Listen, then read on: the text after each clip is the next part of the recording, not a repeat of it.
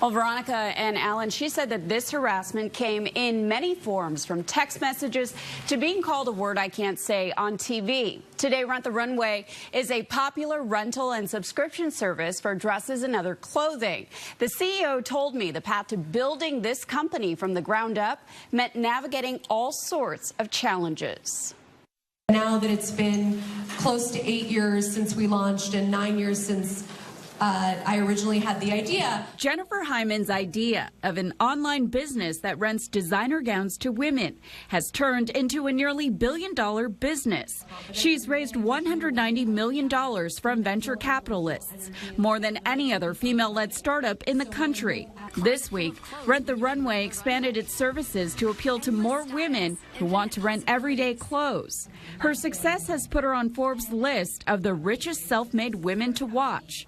But she says it didn't come without battling sexual harassment and gender discrimination in Silicon Valley. So there was an investor who sexually propositioned me, and when I rejected his advances, he went to my board of directors and claimed that I was being irresponsive and potentially was not a good CEO. That powerful investor was eliminated from Rent the Runway because Hyman says she had a supportive board and enough capital. But most women seeking funding in the early stages aren't as fortunate.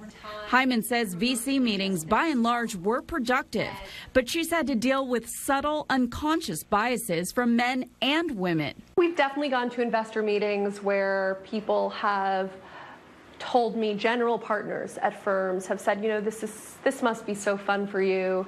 You get all these pretty dresses that you get to wear and try on every day. Only 10 people work in the fashion department at Rent the Runway out of 1,200 employees. Most are in engineering and logistics. It's dismissing us before you've even heard the vision, before you've even understood what we do. It's thinking that Rent the Runway is small because we cater to women and small because we're in the business of fashion. Last year, the company crossed its $100 million revenue mark.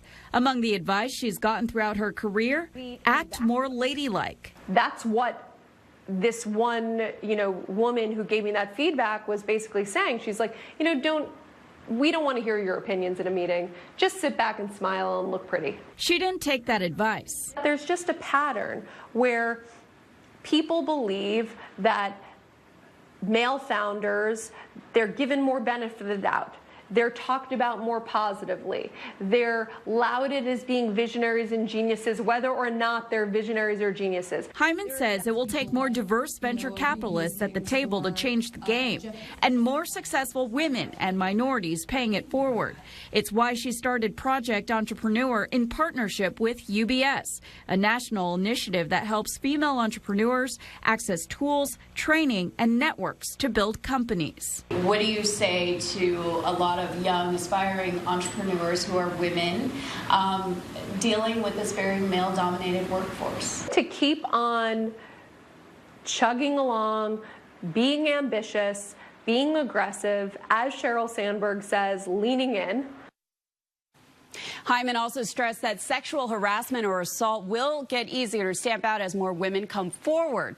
She says the harder issue to solve is gender discrimination because she says a lot of men and women don't realize that they are part of the problem. Betty Yu, KPIX 5.